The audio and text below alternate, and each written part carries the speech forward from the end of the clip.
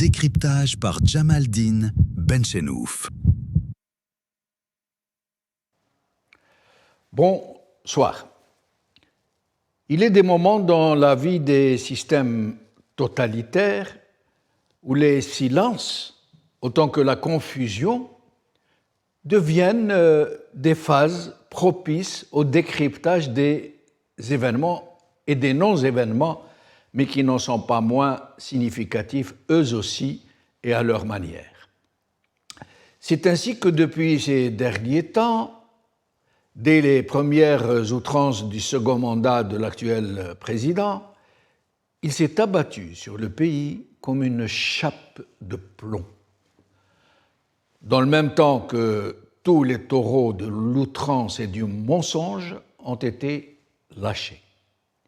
Une atmosphère lourde de sourdes menaces où grondent les roulements de l'orage désormais annoncé. Jamais de mémoire d'homme dans ce pays, et depuis son indépendance, même pendant les années de sang, les horizons de ce pays n'auront été ainsi plombés. Sous la direction d'un président fort par défaut et celle d'une junte qui semble avoir perdu sa cohésion, tous les équilibres se sont rompus. La machine fonctionne désormais en pilotage automatique. Elle génère sa propre dynamique mue par des automatismes acquis. Un navire emporté par des vents mauvais en pleine nuit politique au milieu des écueils. C'est dire. Dans toutes les nations moyennement équilibrées, le réflexe le plus significatif de la santé civique et politique est dans cette capacité au débat public, à l'implication citoyenne dans la vie nationale, à la vivacité des relais politiques et sociétaux. Aucun sujet qui concerne la vie de la nation ne peut être soustrait à une très large implication de toute la société civile dans toutes ses déclinaisons. Les médias, les institutions, les partis politiques, les syndicats, les associations en tout genre et la ruche sociale toute entière qui s'empare d'elle-même de toute question qui affecte la collectivité, son avenir, son modèle de société, les malheurs qui la frappent et tout particulièrement les dérives qui la menacent. Ce n'est plus le cas en Algérie. Depuis l'arrivée de ce président et sa peur panique d'un retour du Hirak, l'expression politique a été muselée. C'est l'omerta et l'autisme en une seule attitude. Des haragas se noient presque tous les jours en mer, sans que le moindre billet ne paraisse dans la presse, ni que quelque responsable qui soit n'en dise un seul mot. Rien non plus sur le naufrage de la diplomatie algérienne, de la situation très alarmante à toutes ses frontières, si l'on accepte la Tunisie. Même chape de plomb sur la crise économique multidimensionnelle, au moment où les seules voix qui s'y expriment sont celles d'un Tebboune et de ses relais qui osent nous parler de miracles économiques, de leadership parmi les pays émergents. Rien non plus sur la mythomanie compulsive du même Tebboune, ni sur la situation d'extrême misère dans l'Algérie profonde, ni sur cette déliquescence civique, ni sur les fléaux sociaux, le chômage galopant, l'improvisation érigée en mode de gouvernance et je passe sur tout le reste. Autant et bien plus de sujets tabous, comme si casser le thermomètre pouvait faire tomber la fièvre. Les seules informations livrées à la société sont de la pure propagande, reliée et amplifiée par tous les agents du régime. Ces fausses institutions, son faux nationalisme, prompt à traiter de harkis, de traîtres et de mercenaires, de l'ennemi extérieur, quiconque ose le moindre miaulement de protestation. L'Algérie en est là, silence, on coule.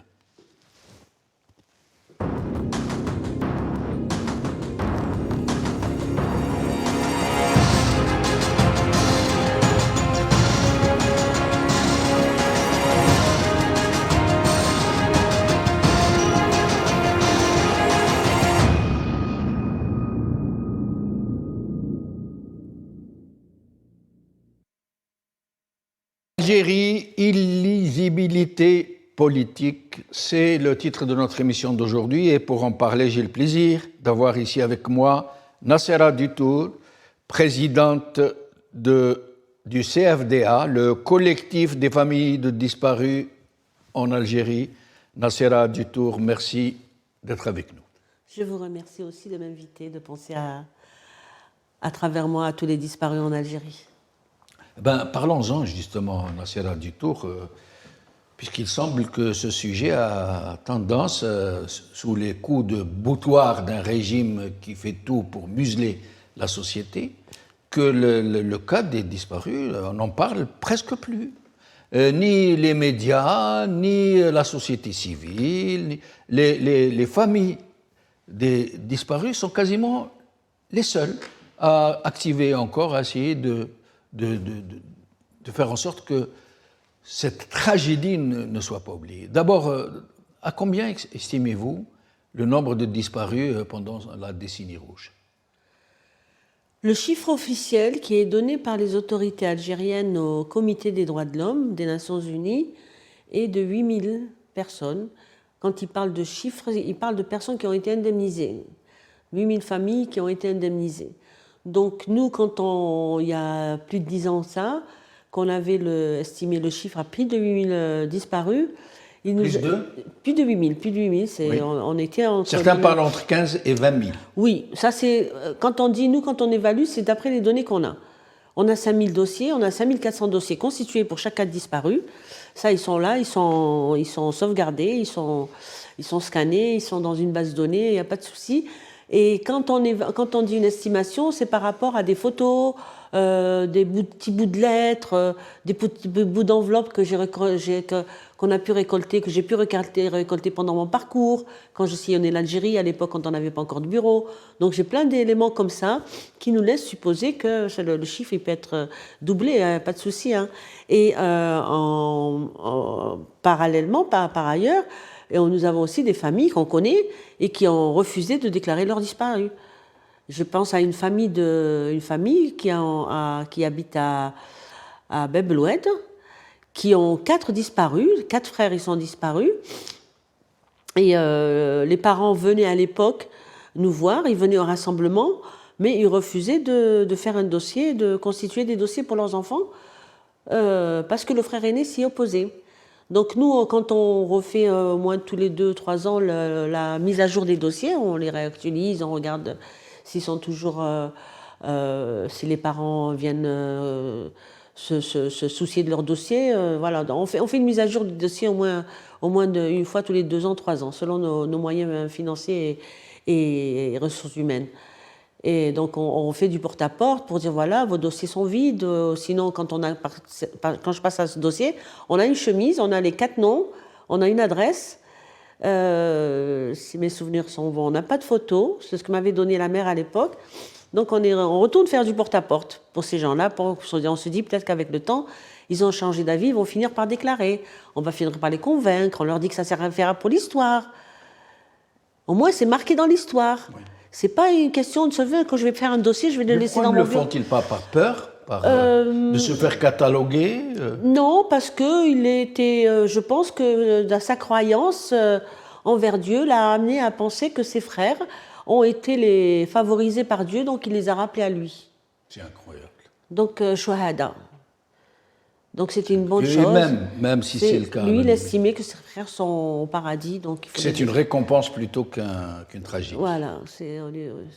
Nous allons demander à Issa Rahmoun, et je reviens à vous parce que nous allons rester un peu sur ce sujet. Maître Issa Rahmoun est avec nous, avocat, vice-président de la Fédération internationale des droits humains en France. Maître Issa Rahmoun, merci d'être des nôtres. Bonsoir, Sid Jamal. Merci de l'invitation. Encore une fois, c'est un plaisir d'être avec vous. Bonsoir aux téléspectateurs et à mon ami Nasser Dutour. Merci. Alors, justement, on va rester sur le sujet. Nassera vous dit bonsoir. On va rester sur ce sujet des disparus. Comment expliquez-vous que c'est un peu comme si c'était passé en pertes et profits, que la société ne s'empare plus de ce sujet qui devrait être en tête de toutes les tragédies algériennes? Parce que entrer dans les centres-villes, enlever une vingtaine de milliers de gens, les arracher des bras de leurs parents, de leurs épouses, de leurs mamans, de leurs papas, des terroristes qui viennent du Djebel ne peuvent pas entrer dans les centres-villes ou dans les villes ou en camionnette et en tenue ninja pour enlever les gens. Mais tout cela viendra en son temps. Mais pourquoi aujourd'hui la société civile est en train de quasiment oublier ce sujet ô combien tragique, ô combien émouvant? Si Jamal, je ne partage pas votre grille d'analyse pour deux raisons. La première est un élément factuel parce que jusqu'à présent, la société civile, du moins indépendante en Algérie, clame haut et fort la cause de Nassera Dutour. Ce n'est pas seulement la cause de Nassera, c'est celle des familles victimes de disparitions forcées, mais aussi c'est celle de l'Algérie tout entière. Au collectif de sauvegarde de la Ligue algérienne pour la défense des droits humains, mais aussi à la Fédération internationale pour les droits humains. On n'a jamais abandonné ce combat. Donc, il y a des stations, il y a des dates qui nous interpellent et nous relançons toujours le débat autour de la question. Bien sûr que la société civile proche des autorités algériennes ne font pas de ce dossier, ne font pas de ce crime contre l'humanité, parce qu'il faut dire que la disparition forcée est un crime contre l'humanité. Ça implique et ça donne une signification de l'enlèvement, de détention secrète de personnes par des agents de l'État ou des groupes armés sans aucun cadre légal. Et le deuxième élément, qui est, on se rappelle, au lendemain du Hirak du 22 février 2019, à travers SOS Disparus, une organisation non reconnue en Algérie, mais qui active tout de même, mais aussi le CFDA, à travers Nassera Dutour, qui était avec nous pendant les manifestations. À Alger, les familles victimes de disparitions forcées ont été accueillies par la population. C'est-à-dire que le peuple s'est accaparé cette lutte, ce combat. Pourquoi c'est pas rendu visible et lisible à la fois? Et dans l'édito qui a précédé le début de nos échanges et nos entretiens, vous l'avez très bien dit, que la presse, comme elle est devenue un outil de propagande du régime algérien, ne peut pas relayer, bien sûr, les activités du CFDA, de la Fédération euro-méditerranéenne contre les disparitions forcées, des SOS disparus, du travail de la Ligue algérienne, de RAJ qui sont dissoutes, mais aussi d'autres collectifs sur ce dossier et cette question. C'est très normal que ça ne va pas être visible et lisible à la fois. Par contre, au niveau des mécanismes onusiens, et au niveau du plaidoyer international, on continue toujours à clamer, à demander la vérité et la justice, mais aussi un débat franc serein autour de cette question. Nassera Dutour,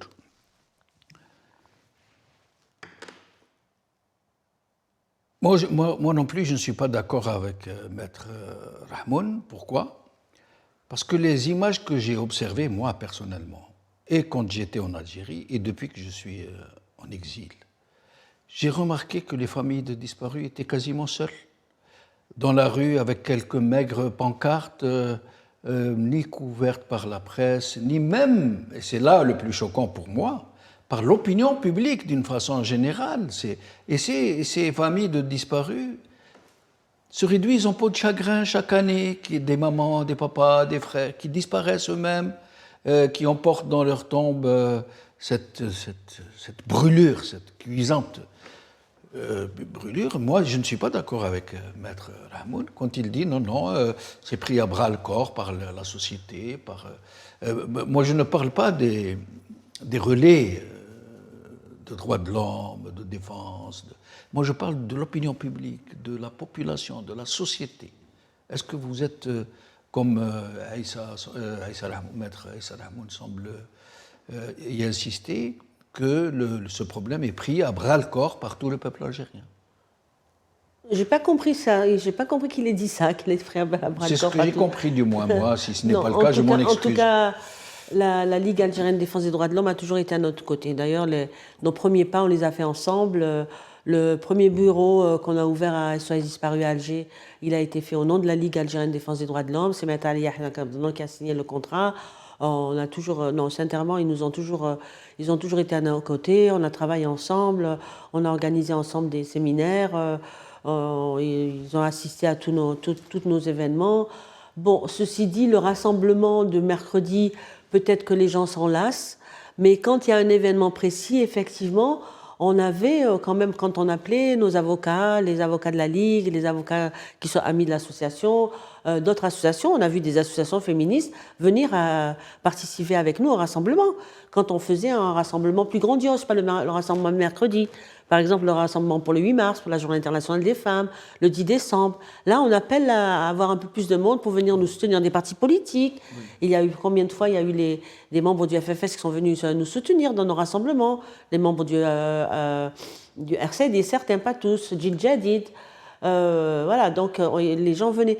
Mais ce qui se passait, c'est que dès que la police, on était toujours encerclés par la police quand on commençait, quand on était nombreux à l'époque, et dès qu'ils voyaient des gens, je pense par exemple au président du comité des chômeurs, de coordination des chômeurs, dès qu'il a mis un pied au rassemblement du mercredi, le mercredi, c'est un mercredi, et on était là, on avait appelé à du monde parce qu'il y avait une délégation onusienne ou je ne sais plus qui y avait en Algérie, donc pour grossir le rassemblement, on avait demandé à ce qu'il vienne nous soutenir. Dès qu'il est arrivé, il est dans du bus, il est arrivé, les policiers lui ont sauté dessus pour l'embarquer, et nous les familles, on a une photo qui a été prise par un journaliste de l'Ouatan où moi et d'autres familles, nous sommes en train d'arracher Nordine Aziz des mains de la police, on est en train de le tirer. Amnesty International aussi, par exemple, Youssef Ben Brahim, maintenant, qui est parti étudier à l'étranger, qui était vice-président d'Amnesty International, combien de fois il s'est fait ramasser quand il est venu nous soutenir. Donc à chaque fois, dès qu'il y avait des personnes qui étaient étrangères, qu'ils estimaient étrangères, aux familles disparues, la police venait et il les ramassait, il les emmenait. Donc ça décourage un peu les gens, peut-être ça les dessert. Mais par contre, là, je suis très d'accord avec Aïssa, c'est que pendant le Hirak, tous les vendredis, on avait des groupes et des groupes de jeunes qui venaient, qui n'avançaient pas sans être passés par le carré des familles de disparus. Et ils venaient, ils soutenaient les mères, ils embrassaient les mères sur le front, ils prenaient les pancartes, ils scandaient les slogans, ils ont même improvisé des photos.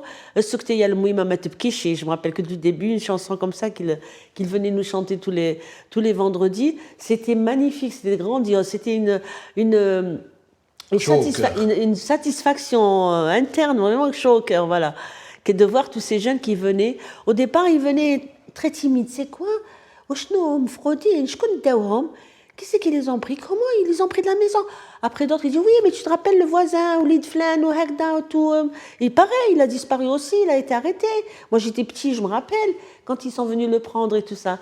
Et donc, ça a créé une familiarité avec toute cette jeunesse qui venait tous les vendredis, rester au moins un quart d'heure, 20 minutes avec nous à crier nos slogans et au milieu de nous en brandissant les photos de nos enfants et tout ça. Donc c'était magnifique. Mais vous savez que la propagande algérienne fait en sorte de diviser. Ils savent. Et de faire oublier, d'empêcher d'en parler. Voilà, quand on faisait nos rassemblements, on arrivait à faire des rassemblements à la Grande Poste. On avait fait alliance avec les associations de victimes du terrorisme. On organisait ensemble certaines manifestations. Et bien, la police nous a séparés. Ils ont emmené les uns d'un côté et nous, ils nous ont bloqués d'un autre côté. Et quand les gens venaient se demander ce qui Nous voyons des images de disparus, justement. Et voilà, c'est ça. Oui. Allez-y, C'est pendant continuez, le Hirak. pardonnez-moi de vous avoir. Et quand les personnes qui passaient essayaient de s'approcher, la police les arrêtait. Elle dit non, non, non, non, ne venez pas par là, parce que là, c'est des terroristes, c'est les familles des égorgeurs, c'est les familles.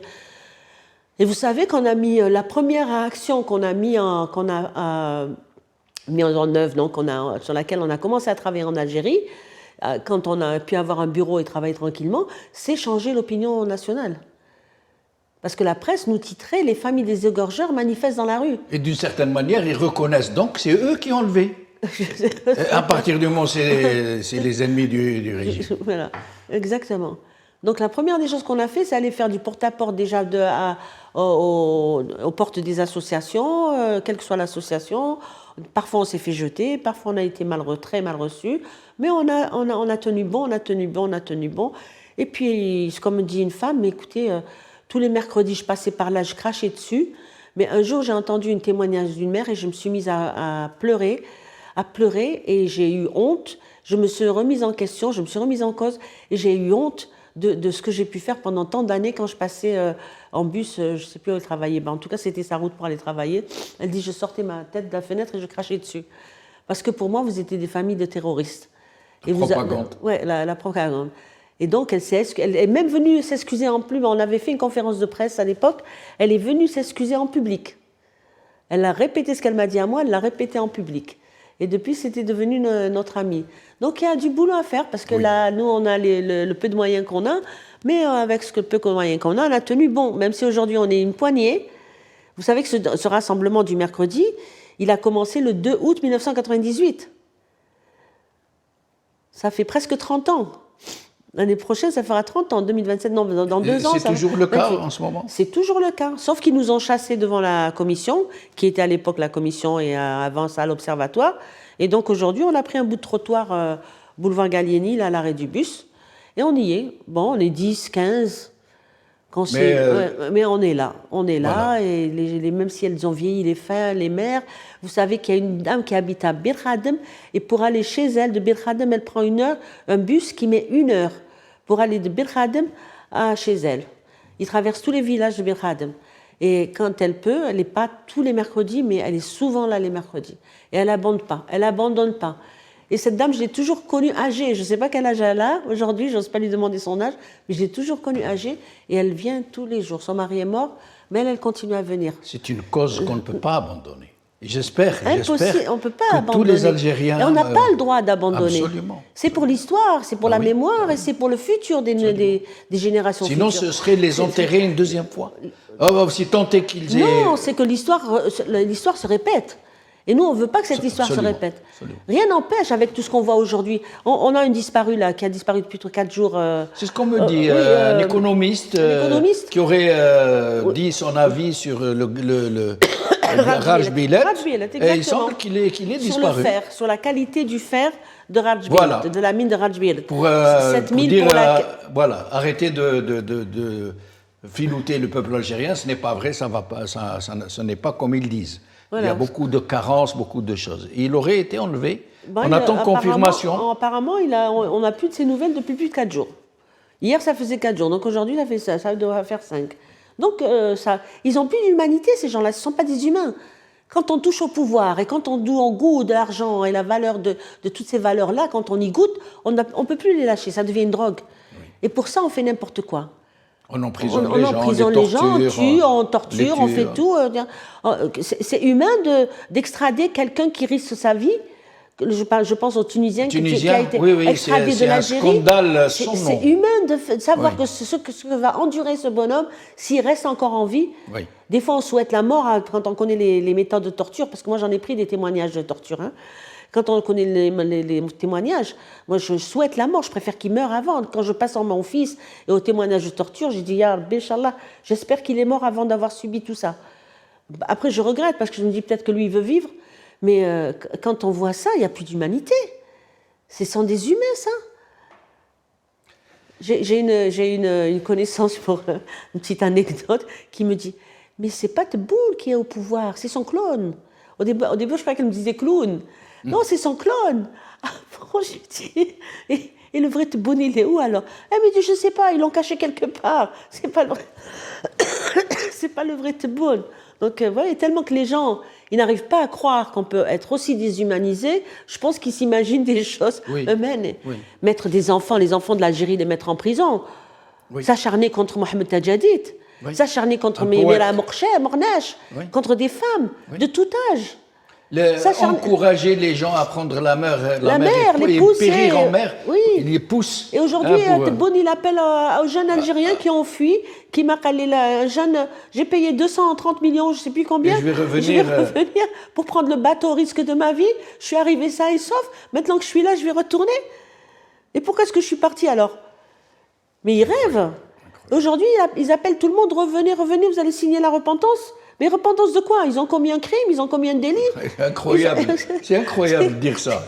C'est incroyable. Harraga ne font pas de politique, ils sont là pour essayer d'avoir une autre vie voilà. dont ils rêvent. Ils sont appelés, ils sont tellement appelés par tout ce qu'ils entendent, ce qui se passe à l'étranger, ils pensent que c'est facile, c'est plus facile. l'Eldorado. Voilà, que c'est mieux que l'Algérie. Mais malgré ça, ils ne veulent pas retourner. Non, il m'a dit non, mais ça va pas, non. Ils ont appelé Tebboune lui-même à refuser les laissez-passer consulaires pour les OQTF. Alors, avant de vous redonner juste pour rappeler aux auditeurs, aux téléspectateurs, que pendant le Hirak, nous n'avons comptabilisé aucune embarcation de fortune qui est partie d'Algérie, de toutes les côtes algériennes. Absolument. Il n'y avait plus de Merci Harraga. De le rappeler. Oui. Il n'y avait plus de Harraga. Il n'y avait plus une seule embarcation. Plus rien. Oui. Que ce soit à Annaba, que ce soit à Oran, que ce soit à Parce que les gens retrouvaient l'espoir. Voilà, c'est rester chez eux pour libérer le pays et vivre avec nos convictions, nos valeurs et la dignité. Parce qu'ils pensaient que ce régime allait être chassé. Construire le pays. Oui, oui. Ils ne l'ont pas dit comme ça, mais les slogans étaient clairs. Partez, laissez-nous construire notre pays. C'est vrai. Mais non.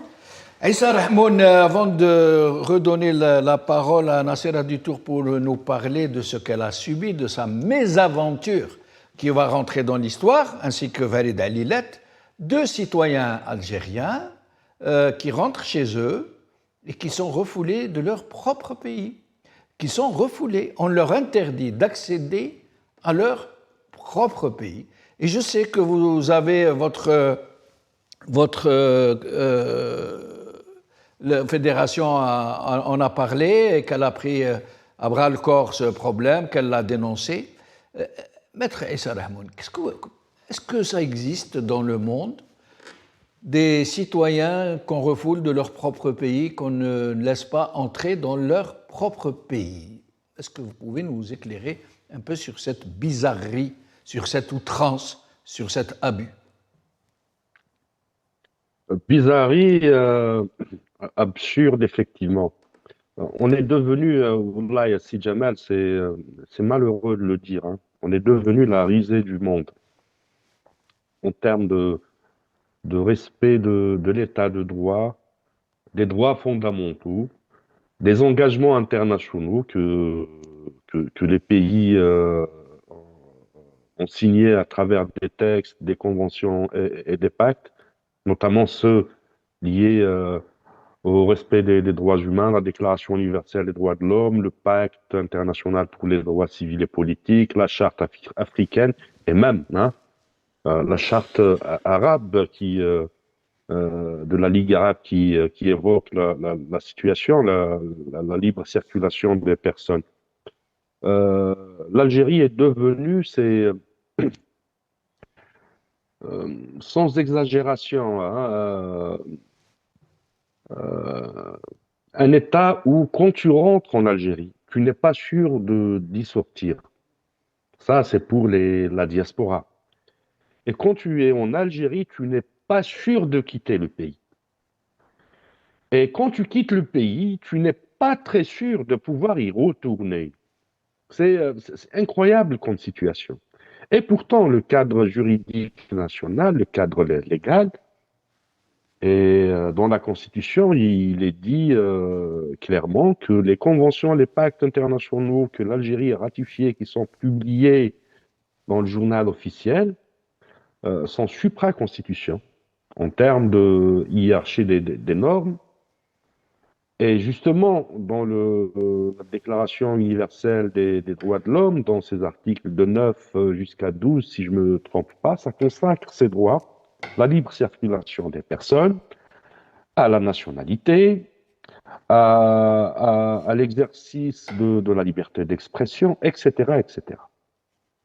On arrive après à la Constitution, là, dans son article 49, qui dispose que chaque Algérien a le droit de quitter le pays et d'y retourner sans aucune entrave euh, qui n'est pas mentionnée par la loi.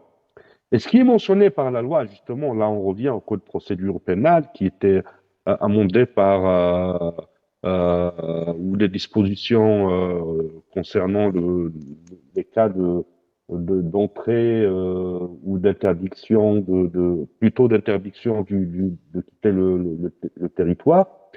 C'est la loi 2514 du 3 août 2025, dont l'article 36.1 bis, quelque chose comme ça. Tout ça, donc, c'est des dispositifs qui étaient créés dans cette campagne de lutte contre la corruption et la dilapidation des deniers publics, des biens publics. D'accord, ok, on ne disconvient pas. Alors, ces mesures concernent des citoyens qui sont soupçonnés ou qui ont commis, qui sont rendus responsables de crimes ou de délits graves, où le procureur leur notifie, à la base d'un rapport de la police judiciaire, qui leur notifie cette interdiction pour assurer l'enquête, le bon déroulement de l'enquête, et puis sécuriser l'enquête, l'information et les parties prenantes à l'affaire. Force est de constater que dans la plupart, la majorité écrasante des cas enregistrés, documentés, et Nassera pourra en témoigner, que ces interdictions de quitter le territoire, ça, je pars sur le premier axe, le premier point qui est l'interdiction de quitter le territoire. Les décisions sont jamais notifiées, il n'y a pas de document, parce que quand il y a une notification, donc ça te donne le droit d'aller devant la juridiction compétente, qui est la juridiction administrative, intenter un recours, et puis débattre du fondement légal, procédural d'une telle décision, d'une telle notification. Force est de constater qu'il n'y a aucune notification.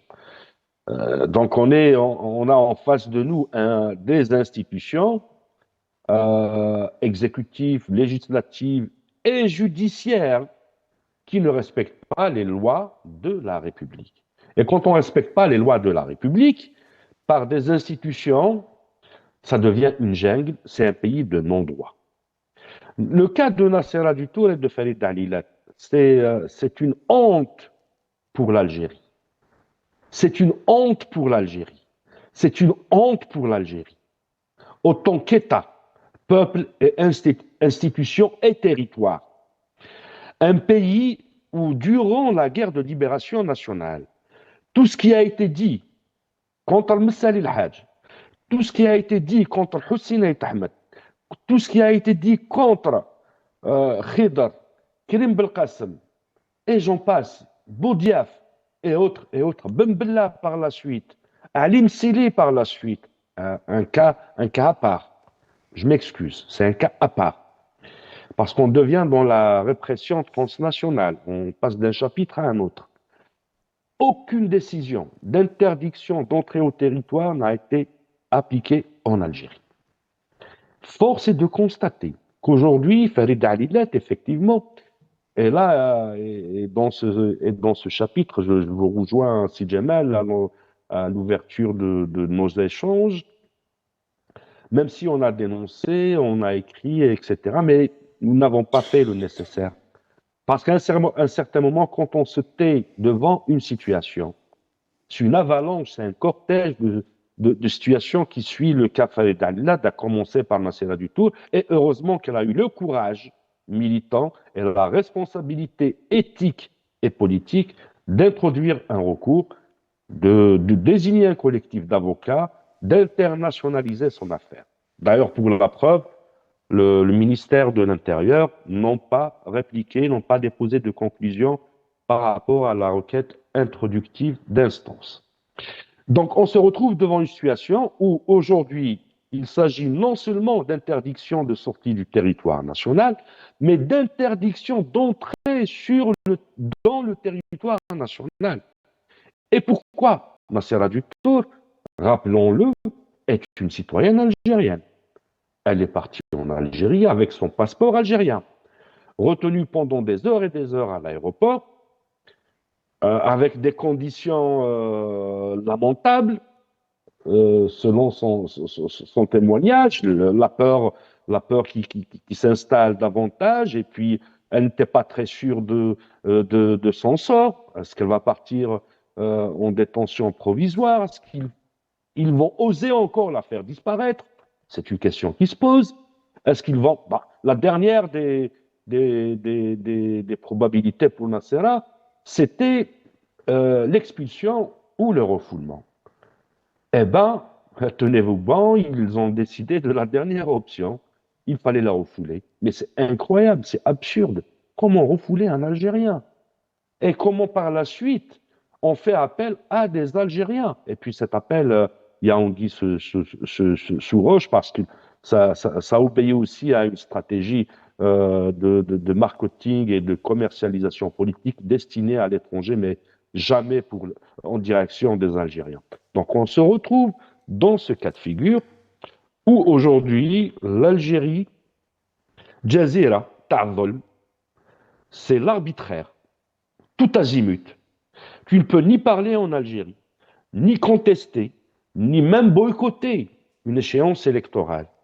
Et dans la loi, justement, ce qu'on a entendu avec la consultation chez les partis politiques, il y a un article qu'ils veulent faire passer, que si un parti politique ne participe pas à 2 élections successives, est rayé de la carte politique. Mais c'est incroyable, on dépasse le régime russe et bélarusse, on dépasse le régime chinois, on dépasse tout entendement. C'est la régression féconde. Et restez avec nous, Aïssa Rahman, je reviens à vous dans un moment. Nassera Dutour, avant de nous dire votre sentiment, comment vous avez ressenti cette hagara, vous n'avez pas été choqué par le fait que les médias, les partis politiques, la société civile, les institutions n'aient rien dit sur cette outrancière transgression du droit? Vous n'avez pas été choqué? Moi, ça fait longtemps que je suis choquée par une frange de la société algérienne. Je suis choquée par les médias algériens. Et c'est gentil de dire des médias, parce qu'est-ce qu'on peut parler de médias aujourd'hui, de presse algérienne? C'est une presse qui est inintéressante. Mais aujourd'hui, on n'a plus d'informations, on ne sait plus ce qui se passe dans le pays. Motus et bouche cousue. Voilà. Je suis choquée par beaucoup de choses. Je suis pas choquée par l'Algérien depuis le Hirak, par le régime algérien. Certes, on l'est tous, de mettre la jeunesse algérienne en prison, et des vieux et des jeunes, des plus jeunes et des moins jeunes. Mais effectivement, je suis choquée. Et quelque part, je comprends un petit peu toute cette société qui est sur le fil, quoi. Elle ne sait pas à quoi s'attendre. Il suffit de dire un mot déplacé et puis on vient vous chercher. J'ai des amis qui sont sous enquête, qui sont poursuivis, qui ne veulent pas en parler. D'autres pour avoir des poèmes, d'autres pour avoir publié quelque chose sur Facebook. Ou juste partager un post. Un post, partagé seulement. Comment il s'appelle qui est mort en prison? Il avait juste partagé un post. On ne sait toujours pas de quoi il est mort. Il paraît soi-disant qu'il est mort de manière naturelle. de Bazi. Voilà, de Bazi. Miskin. Il avait juste partagé un post. Si, ça me choque. Mais bon, mais je ne sais pas moi, je sais que je ne peux pas m'empêcher de parler. Mais est-ce que quand je suis en Algérie, dans cette situation-là, est-ce que je peux continuer à parler ou pas? Il y a une psychose qui s'installe. Hein, et je l'ai vécu. Oui, je l'ai vécu, je ne sais pas quand est-ce que je l'ai raconté, il n'y a pas très longtemps, quand il y avait, soi-disant, pendant le Hirak, cette fameuse liste qui circulait, ou la liste de personnes qui allaient être arrêtées et incarcérées. Qualifiées terroristes. Il y avait cette liste. Un soir, j'étais 19h, j'étais encore au bureau, je travaillais sur un truc, puis je devais finir. Le téléphone sonne, et puis le téléphone n'a pas arrêté de sonner. Je ne sais pas si je peux le citer. Telle personne on a entendu dire que telle personne a été arrêtée. Et tout le monde s'affole, on commence à se donner des coups de fil, le téléphone n'arrête pas de sonner. Non, il n'a pas été arrêté, mais non, on n'arrive pas à le joindre, non, ceci, cela. Psychose. Tout d'un coup, j'ai eu une frayeur, on est humain, j'ai eu une frayeur, j'ai dit, il est 19h30, le temps que le téléphone était 19h30, et je suis toute seule dans ce bureau. Si quelqu'un vient de me chercher moi aussi, eh ben, peut-être qu'ils vont me faire disparaître et que plus personne ne saura où je suis. Et quand vous avez vécu cette mésaventure, vous avez tout de suite cru que il pouvait vous faire disparaître. Oui, comme votre exactement, enfant. j'y ai pensé, comme mon enfant. Ça m'a traversé l'esprit et ça m'a affolée. J'ai appelé le taxi tout de suite, venez me chercher, je rentre à la maison. Mais c'est une Ils ont psychose. expliqué comment le fait de vous dire vous ne rentrez pas dans votre propre pays? Mais si au moins ils expliquaient, Rien. si au moins ils nous respectaient, si un petit peu de valeur, un petit peu de dignité. Attends, je suis à Réma, quoi, un peu de. Comment on dit Réma en français? Mais ouais, rien. Ah, ça vient de le dire, le ministère de l'Intérieur n'a jamais répondu à la saisine du tribunal administratif. Ils ne respectent même pas la justice. La justice ne respecte pas la justice, l'intérieur ne respecte pas le L'Intérieur ne droit. respecte pas, mais ils font ce qu'ils veulent. Ils sont chez eux, ils sont appropriés le pays, tous. Ils l'ont pris, je ne vais pas dire ils l'ont acheté, ils l'ont pris le pays, il leur appartient. Donc ils se permettent de renvoyer qui ils veulent, d'empêcher de sortir qui ils veulent. Comme ils disent. Dans le basket. Voilà. Alors, Non, tout à l'heure, vous nous c'est avez le parlé de mépris total, le mépris. cet économiste qui a disparu depuis 4 jours. Il s'appelle Jelloul Salama. Voilà, c'est ça, exactement. Nous allons l'écouter et nous allons en parler un petit peu parce qu'il semble qu'il ait vraiment disparu depuis 4 jours. On n'en sait pas plus, mais il semble qu'il n'ait plus donné signe de vie. Écoutons-le. تاع نصدروه من غير نعم les chiffres sont là نحسبوهم انا وياك ونقول لك quand est-ce qu'on sera rentable Non. on sera pas rentable Non. les chiffres sont là sur 80 dollars la tonne تحطيه on produit 8000 2200 actuellement moi je peux dire facilement Non. je produis 5000 je vais agrandir 5000 par 80 dollars احسبي تلحقي somme totale 65 millions de dollars par an 65 millions de dollars par an صارفه 3,5 مليار de dollars باش ترونتابيليزيها تحتاج 50 سنه pour ne pas dire 60. Alors, c'est une déclaration. C'est ce qu'il a osé dire. Voilà, il a dit des choses simples, que pour rentabiliser un tel projet, il faut compter 50 à 60 ans par rapport à la qualité du fer. Il a dit des choses en spécialiste. Et il semble qu'on ne l'ait plus. On n'en est pas encore sûr, on attend confirmation. Mais si c'est le cas, nous allons en parler très très fort, comme d'habitude. Oui, non, mais hier soir, on m'a envoyé la vidéo, là, je l'ai écoutée. Effectivement, il a parlé de la qualité du fer. Et ça, on le savait déjà. Oui. Je pense que c'est un secret de polichinelle. C'est un secret pour personne. Autant cette mine, elle a fait rêver tous ces gros bonnets-là, parce que comme ça, ils vont s'en mettre encore plus dans les poches. Mais et nous aussi, on a cru que ça allait apporter des richesses à l'Algérie. Mais apparemment, le fer est de très mauvaise qualité. Et ils ont dépensé un argent fou pour construire les infrastructures. Les infrastructures, elles sont faites. Et vous savez pourquoi le train. Oui, toutes les infrastructures pour acheminer le fer. Mais à la limite, ça fait rien. Chars et trucs. Oui. Bon, c'est pas perdu, ça pourra acheminer autre absolument. chose. Peut-être les individus pour les faire disparaître aussi.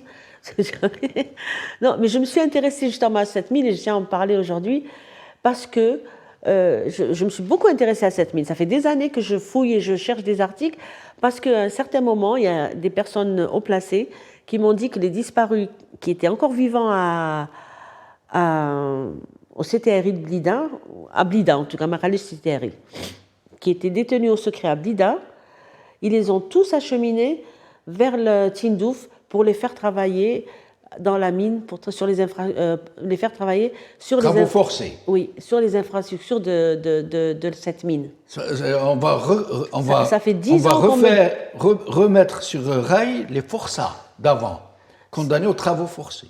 C'est incroyable. Il y a 10 ans, on m'a donné cette information et je n'ai jamais pu aller vérifier parce que je ne connais pas le terrain, personne n'a jamais vu. Alors, s'ils font ça, c'est que vraiment c'est... Mais sinon, avec Tebboune, c'est un mégalomane, c'est un mythomane, et je reste poli, parce que je ne veux pas prononcer des mots qui sortent un peu de la politesse ordinaire. Mais ce monsieur, il nous a parlé, rappelez-vous, avant son premier mandat, de TGV qui va faire Tamanrasset, 2400 km. Tamarast, Alger, en 7 heures. Même au Japon, ils n'ont pas ça. Il a parlé à John Kerry, le secrétaire d'État américain, de produire 30 millions de tonnes de blé par an en Algérie, ça veut dire le rang du Canada. Il a parlé devant les Nations Unies, depuis la tribune des Nations Unies, de la production d'eau dessalée d'1,5 milliard mètres cubes par jour. C'est pour ça que les Algériens, ils souffrent. Hein. Oui. Ils se lavent le visage à la sueur de leur front. Ben voilà. Tellement l'eau ne Tellement l'eau, il y en a qui ne boivent pas de l'eau pendant 15 jours. Et à Oran, personne ne boit l'eau du robinet, ça recommence comme avant. Parce qu'il y a eu des maladies et ça a été constaté. C'est ce qu'on a appris, en effet. Ouais. Aïssa Rahmoun, sur cette supposée disparition, on n'en sait pas encore plus, on reste très prudent, mais voilà un expert en la matière qui parle, qui donne des informations très documentées, très chiffrées sur Rajbilet et qui dit que c'est un projet de toutes les façons, c'est comme un peu la plus grande ferme laitière du monde hein, qu'on voulait lancer à Béchar, je crois. La plus grande ferme laitière, là où il n'y a pas d'herbe. Alors que pour avoir du lait, les vaches ont besoin de fourrage vert, de la luzerne. Mais pour vous dire, qu'est-ce que vous pensez de cette histoire avant d'aller vers d'autres sujets que nous allons traiter un peu à bâton rompu, de M. Jiloul Salama, dont on dit qu'il aurait disparu. Le cas de M. Jiloul Salama, c'est pas un opposant politique, il faut le dire. C'est pas un militant des droits humains, c'est pas un syndicaliste, il n'est pas porteur d'opinion politique, même s'il en a, mais il s'agit d'un économiste. À l'occasion d'un plateau, il a exprimé un avis technique. Et un avis technique nous renvoie souvent à des études académiques. Donc, des études académiques à la base de sa formation et de ce qu'il engage lui comme diplômé. Il y a atteinte au droit, un droit fondamental aussi, qui est le droit académique, les libertés académiques. Maintenant, le cas de disparition forcée. On est dans un pays, Lyoum, d'ailleurs, tout à l'heure, mon amie Nassera, quand elle disait qu'est-ce qui se passe en Algérie. Effectivement, une idée m'est venue comme ça, c'est ce cri d'alarme en direction des journalistes, de la presse, des professionnels des médias en Algérie pour leur dire qu'est-ce qui se passe chez nous, parce qu'on n'arrive pas à avoir l'information. On n'arrive pas à part les chaînes de propagande, etc., à travers ce qui arrive sur les réseaux sociaux en direct et en termes d'analyse, c'est vraiment très limité. Le cas d'espèce, c'est Jiloul Salama qui a donné un avis sur une étude économique, selon lui, qui est documentée à travers des chiffres, une prospection, un investissement, une matière brute à exploiter, une matière qui fait un peu aujourd'hui la publicité de Tebboune et son entourage. Est-ce qu'on peut le classer dans la case de victimes de disparition forcée? Sachant que des informations sur les ذباب électroniques ils disent qu'il est en garde à vue devant la gendarmerie de Bab Jdid. Mais pourquoi? Mais même si c'était le cas, on ne garde pas quelqu'un en garde à vue pendant 4 jours.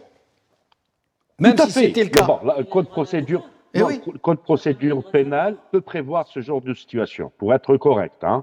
Le code de procédure pénale peut prévoir ce genre de situation en cas d'article 87 bis, où la garde à vue peut être prolongée jusqu'à 12 jours. Mais ce n'est pas un terroriste. Ce n'est pas... même les autres ne sont pas des terroristes de toutes les façons.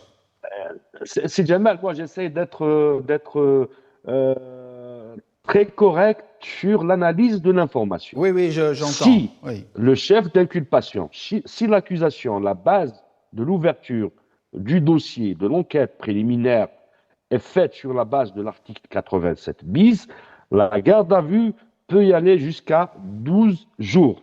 Et c'est à partir de la moitié de la garde à vue qu'il aura droit à un avocat, à communiquer avec un avocat. Par contre, il a le droit de communiquer avec sa famille.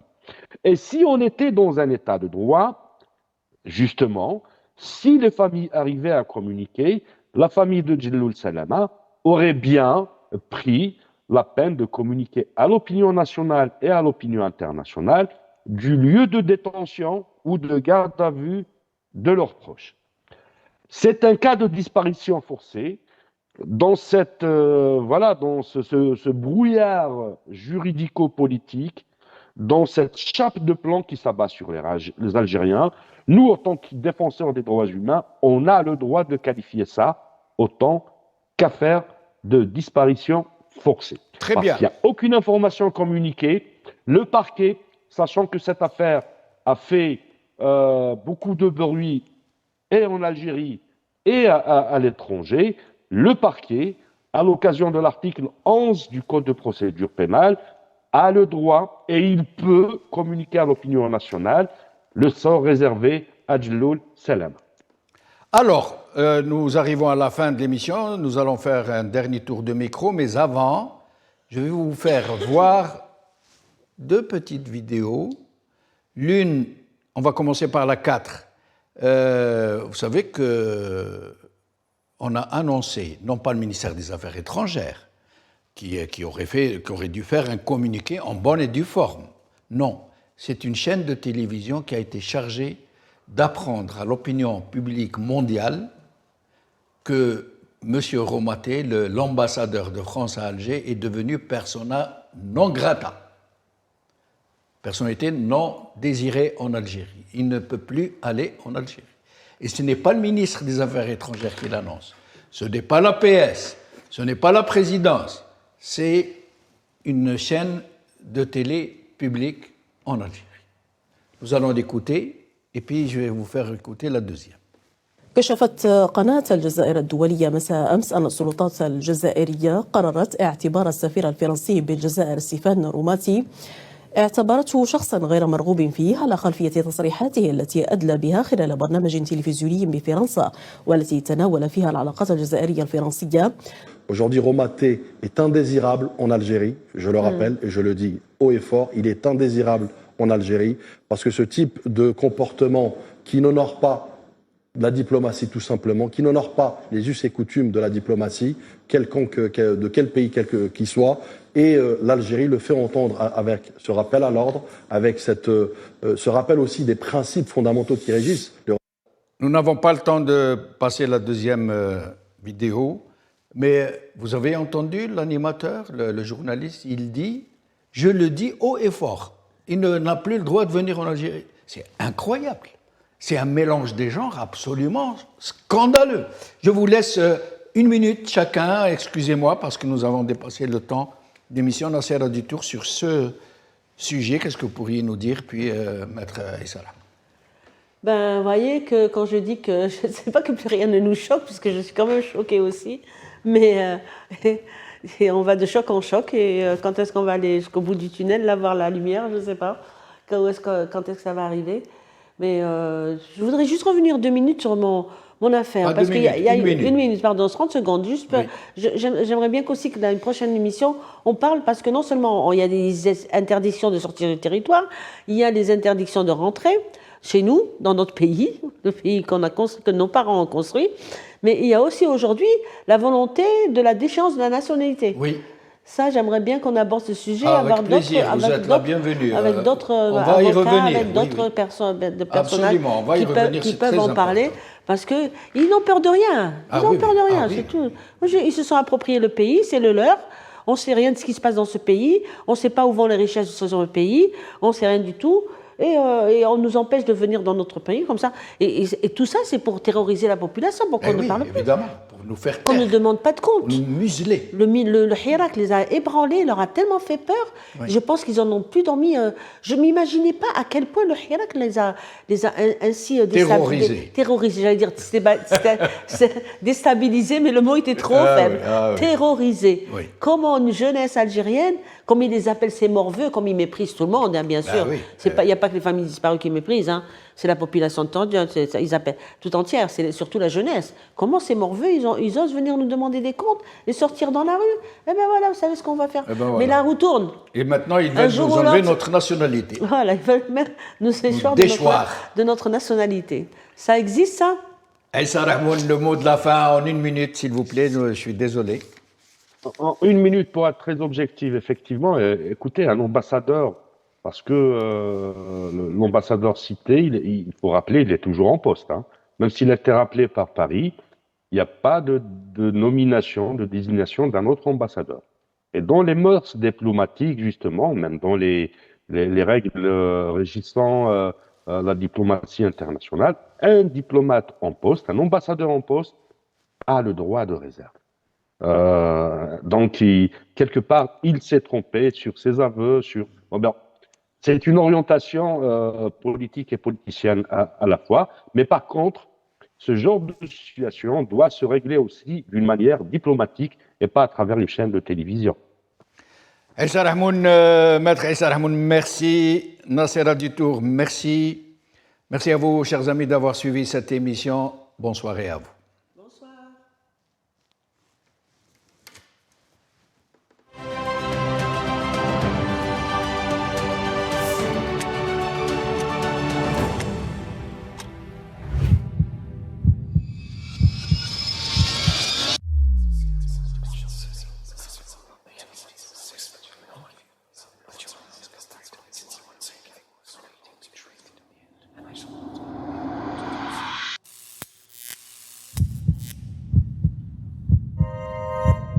Décryptage par Jamaldine Benchenouf.